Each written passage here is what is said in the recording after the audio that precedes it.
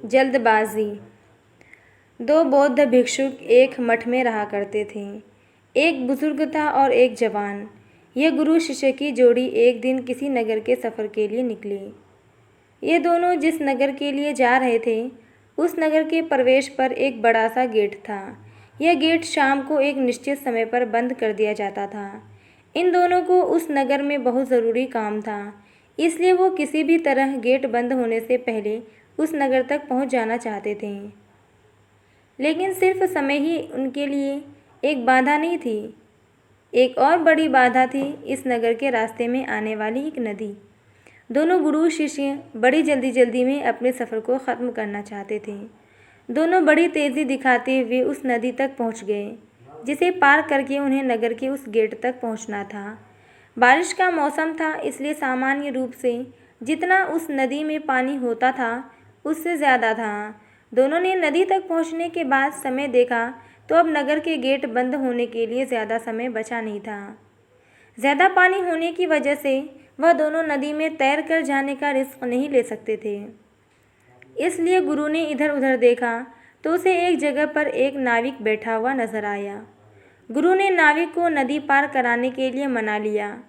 नाविक के साथ दोनों गुरु और चेला नाव में सवार हो गए और नाविक को कहने लगे कि ज़रा जल्दी इस नदी को पार करवा दो। नाविक ज़रा अलग ही किस्म का शांत स्वभाव का आदमी था।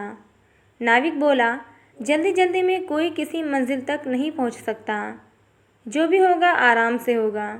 गुरु और चेले ने नाविक से कहा कि आराम से हम जाएंगे तो उस गेट के बंद होने से पहले नहीं पहुंच पाएंगे। नाविक बोला, आराम से जाओगे तो ही पहुंच पाओगे, जल्दबाजी करोगे तो नहीं पहुंच पाओगे।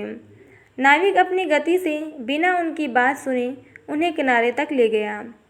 किनारे पर आते ही गुरु और शिष्य ने बहुत जल्दबाजी दिखाई और वह गेट की तरफ दौड़ने लगे। नदी किनारे से गेट तक का रास्ता बड़ा पथरीला और झाड़ियों वाला था। जल्दबाजी में बूढ़े बौद्ध भिक्षुक का झाड़ियों में पैर फंसा और वो गिर गया। गिरते ही पत्थर से उसके सिर पर घाव बन गया और काफ़ी खून बहने लगा। शिष्य ने जो आगे निकल चुका था वापस आकर अपने गुरु को उठाया और उनका घाव साफ किया, उन्हें बिठाया। तब तक नगर का दरवाज़ा बंद हो गया। अब उन्होंने उसी नाविक को मदद के लिए बुलाया और उसकी झोपड़ी में जाकर रात बिताने की व्यवस्था की।